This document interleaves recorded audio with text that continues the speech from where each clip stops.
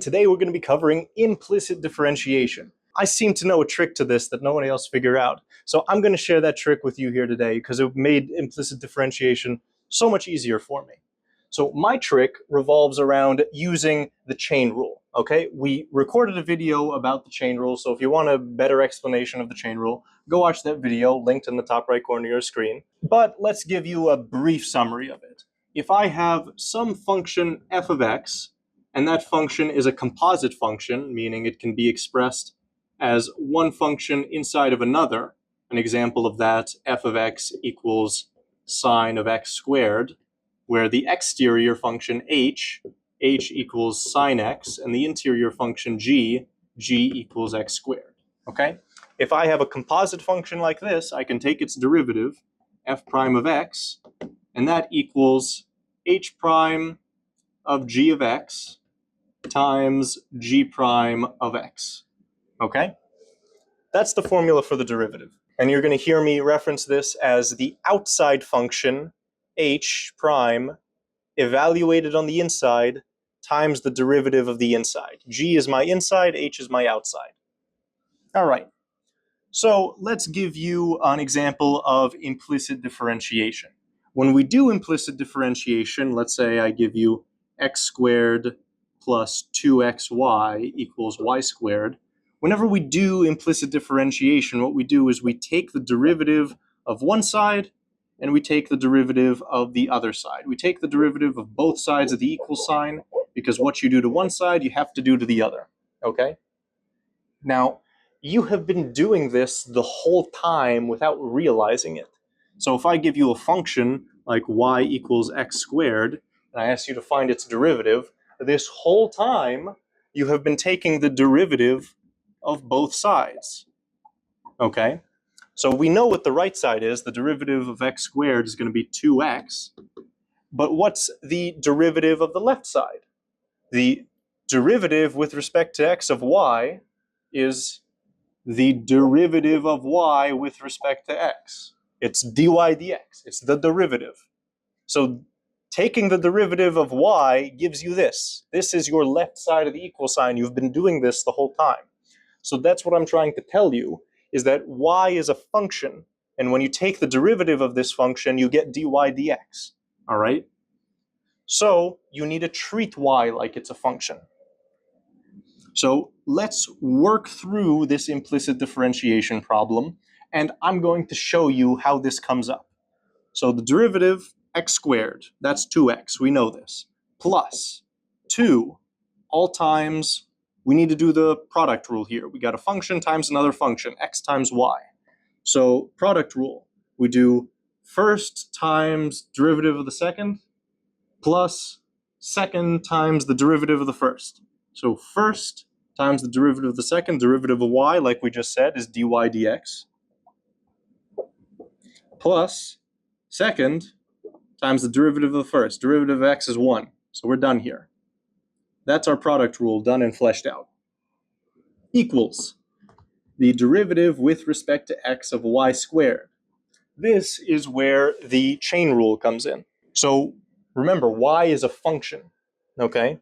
So what I can do here is I can say one function, my outer function here, h equals x squared, and my inner function, g, is going to equal y, okay? Because if I plug in y into x squared, I'm going to get y squared, okay? So I need to treat this like it is a composite function. I take the derivative of the outside, evaluated on the inside. So the derivative of h is 2x, and I'm going to evaluate it on the inside. I'm going to plug in my inside function. My inside function is y. So h prime of g of x is going to be 2y. So I'm going to put that here. And remember, I need to multiply this by the derivative of my inside function. The derivative of my inside function being y, the derivative of that being dy dx. Okay? Now we have successfully differentiated everything in our problem. We differentiated the left, we differentiated the right. Okay? We are done taking derivatives now.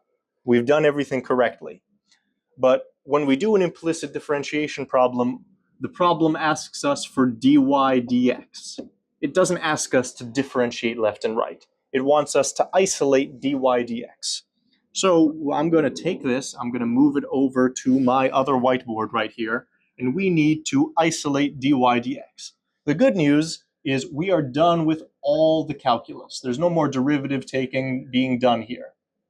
Now, it's all just algebra, okay? So the first step I see here when I want to isolate dy dx is I've got this in a parentheses. I want to get it out of a parentheses. So let me distribute my 2. 2x plus 2x dy dx plus 2y equals 2y times dy dx. Okay, now that I've got everything nicely separated in terms like this, I want everything containing a dy dx on one side of the equal sign, and I want everything that doesn't have a dy dx on the other side.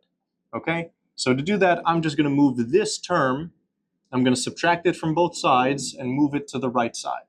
I got 2x plus 2y, and I'm going to subtract 2x dy dx from both sides, equals negative 2x dy dx plus 2y dy dx, okay? The next step, now that I have all the dy dx terms on one side of the equal sign, I'm going to factor it out from all my terms. And I'm going to get 2x plus 2y equals dy dx all times negative 2x plus 2y, okay? I'm going to rewrite this as 2y minus 2x, just to make it look better, okay? You see, I just flipped these around. I got 2y minus 2x in here now. And now I'm almost done.